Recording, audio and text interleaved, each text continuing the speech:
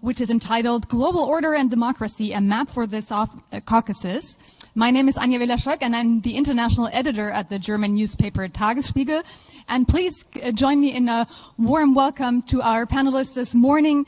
Ararat Mirzoyan, he is the foreign minister of Armenia. Please join me in giving him a hand and welcoming to this panel.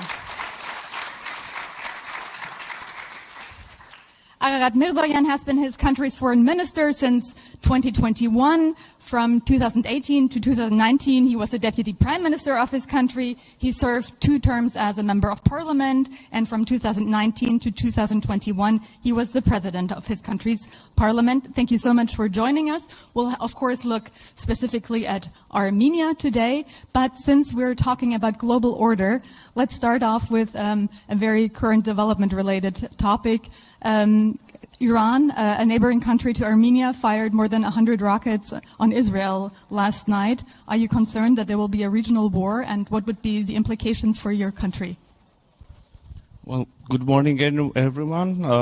It's a pleasure to be here, and I'm looking forward to an interesting discussion. And the very first question was quite a tough one, I should confess. You know, we in Armenia, if you know the general geopolitical situation and the trends and the policies in South Caucasus, we in Armenia, we do our best to achieve peace in our region. And here we see that some other countries in larger neighborhoods strike each other with missiles. Of course, we are concerned. Of course, we cannot encourage or welcome any escalation, and we can only hope that this conflict finds its soon as possible settlement. Let's zoom in a little bit. The conflict around the Karabakh region has been a driver of conflict between Armenia and Azerbaijan for decades, and a little more than a year ago, following the offensive by Azerbaijan, more than 140,000 people were displaced and found refuge in Armenia. How has Armenia managed to take in this massive influx of people? In terms of only receiving the refugees, the forced displaced population of Nagorno-Karabakh, it was a huge challenge, you know, and I think for any government in the world, it is quite a challenge to receive more than 100,000 refugees in 2-3 days. We did our best to meet the immediate needs of these people, give them shelter, I don't know, food, some things, essential things. And of course, we applied to the assistance of the international community, and we appreciate all the assistance we achieved. Now it is the time for the next stage, I would say. We need to somehow meet the mid-term and longer-term needs. And first of all, here I'm speaking about the housing problem, but also employment and bigger efforts would be needed here. But our policy is that if there is no possibility, no opportunity for these people to go back to their homes, then our policy is to make every possible effort to ensure that these people are integrated into the society of Republic of Armenia, find their job, and build their new homes in our country and stay in Armenia.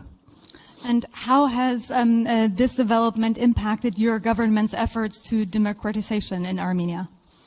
Not only this influx of refugees, but the roots of this issue. I mean, the attack of Azerbaijan, and it happened in 2023, but the whole story started in 2020 when a war was launched by Azerbaijan against Nagorno-Karabakh. And then in the course of the war, or during the aftermath, Azerbaijani forces entered and invaded also into the sovereign territories of Republic of Armenia. So this is the whole story.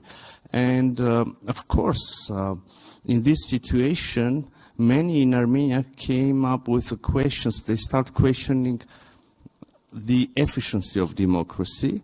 And, interestingly, the question was like the following.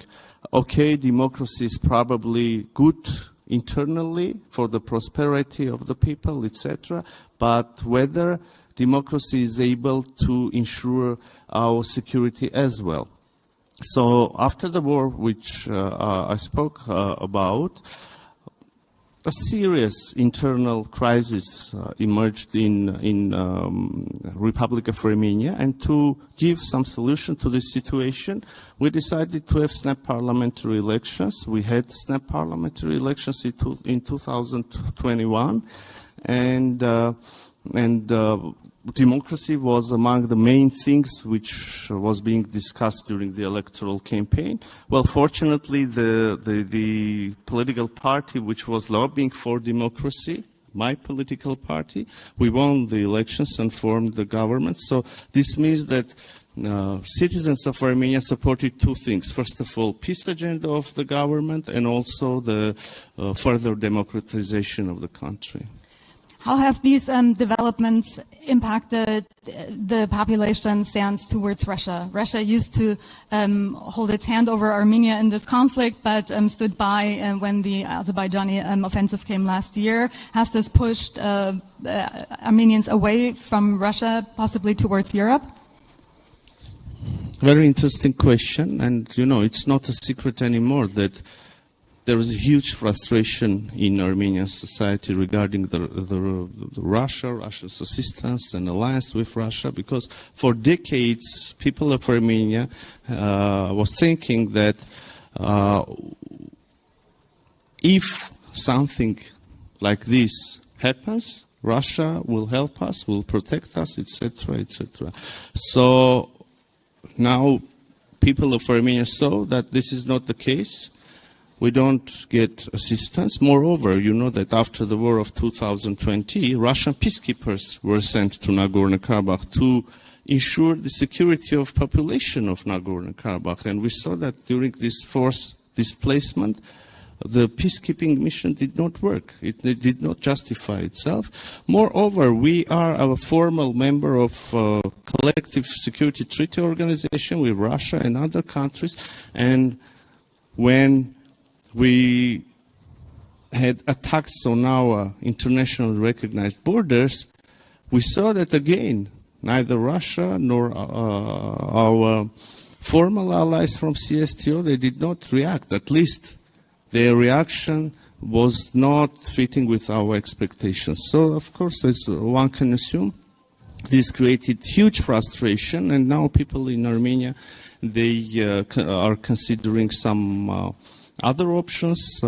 As I said, and the topic is connected with democracy, so we truly believe in democracy, and understandably this brings us closer to the European Union, to the United States.